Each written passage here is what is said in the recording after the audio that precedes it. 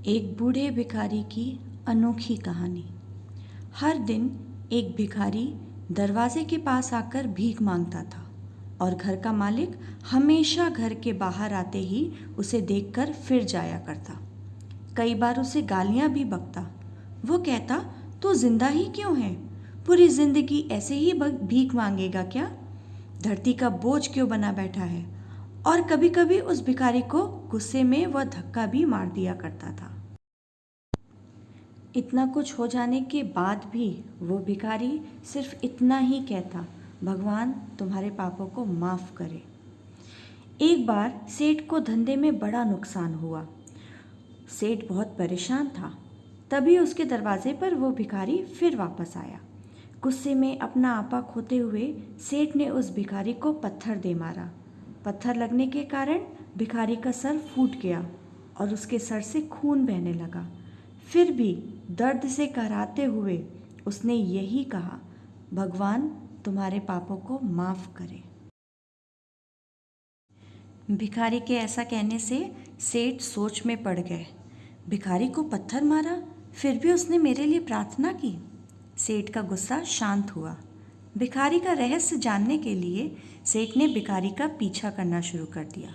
भिखारी जहाँ जहाँ जाता, सेठ उसके पीछे पीछे जाता। सेठ ने देखा कि कोई उसको खाना देता तो कोई उसको मारता, कोई उसको अपमानित करता तो कोई उसे गालियाँ बकता, जो जैसा चाहे उसके साथ वैसा व्यवहार करता। लेकिन वो भिखारी सबके लिए एक ही प्रार्थना करता, भगवान तुम्हारे पाप माफ़ करे। अपने घर जाने के लिए लौटा। वो अपने घर पहुंच गया, लेकिन सेठ अब भी उसका पीछा कर रहा था।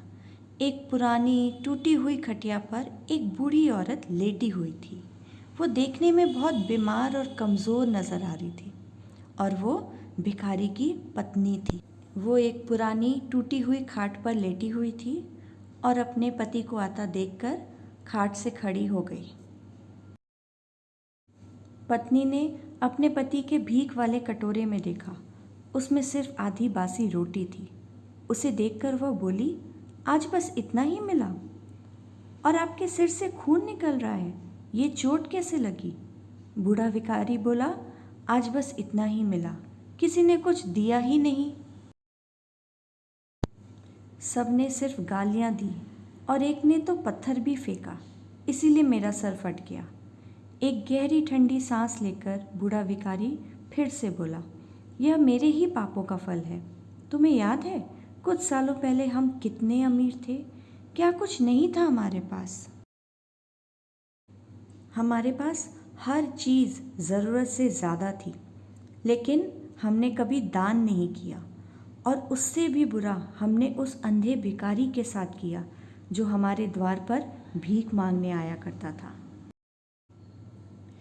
बूढ़ी पत्नी की आंखों में आंसू आ गए। वो बोली, हाँ, हम उस बेचारे अंधे के साथ बहुत बुरा करते थे, उसका अपमान करते थे, उसे खाने के लिए रोटी की जगह कागज़ दिया करते थे, उसका मजाक उड़ाया करते थे और कभी कभी तो उसे मारा भी करते थे। एक बार मैंने उसके मुंह पर मिट्टी भी फेंकी थी और वो हमेशा दुखी होकर यही कहता था कि भगवान तुम्हें तुम्हारे किए की सज़ा देगा, भगवान तुम्हारे पापों की सज़ा ज़रूर देगा। उसका श्राप सच हुआ और हम इस दुख भरी ज़िंदगी में आ गए। भिखारी बोला, हाँ, उसका श्राप सच हुआ, इसलिए मैं किसी को बद्दुआ नहीं देता, चाहे कोई मेरे साथ कैसा भी बर्ताव करे। मैं हमेशा उसके लिए प्रार्थना करता हूँ। मैं नहीं चाहता कि कोई भी हमारे जैसे ज़िंदगी का अनुभव करे, किसी को भी हमारे जैसे दुख का सामना करना पड़े, क्योंकि वो नहीं जानते कि वो कितना बड़ा पाप कर रहे हैं। इसलिए अनजाने में हुए पाप की ऐसी सज़ा किसी को कभी भी ना मिले, मैं ऐसा नहीं चाहता। सेठ वहीं पर छुपकर ये सारी बातें सुन रहा था। अब उसे सब कुछ समझ में आ गया था। भिखारी और उसकी पत्नी ने वो आधी रोटी मिल बांट कर खाई और भगवान को धन्यवाद बोलकर सो गए। अगले दिन भिखारी फिर से भीख मांगने गया, सेठ के घर के पास जाते ही सेठ ने पहले से गरम गरम रोटी उसके लिए बना करके रखी थी। उसे देते हुए सेठ बड़ी विनम्रता से बोला, मुझे माफ़ कर दीजिए बाबा, मुझसे बहुत बड़ी गलती हो गई। बूढ़ा भिखारी बोला, भगवान तेरा भला करे, और इतना कहकर वो आगे निकल गया। दोस्तों, इस कहानी से जो सीख लेने लायक बात है वो बहुत ही आसान है। आदमी चाहे किसी के बारे में बुरा करे या भला करे, लेकिन भगवान सिर्फ कर्म के हिसाब से ही उस सबको फल देता है। क्या हुआ अगर भगवान नहीं देखता, लेकिन वह सब कुछ सुनता है। और ये बात बिल्कुल सच है कि उसके खाते में सबका हिसाब बहुत पक्का होता है। इसलिए जब किसी के लिए कुछ भी करिए तो अच्छा ही करिए। धन्यवाद।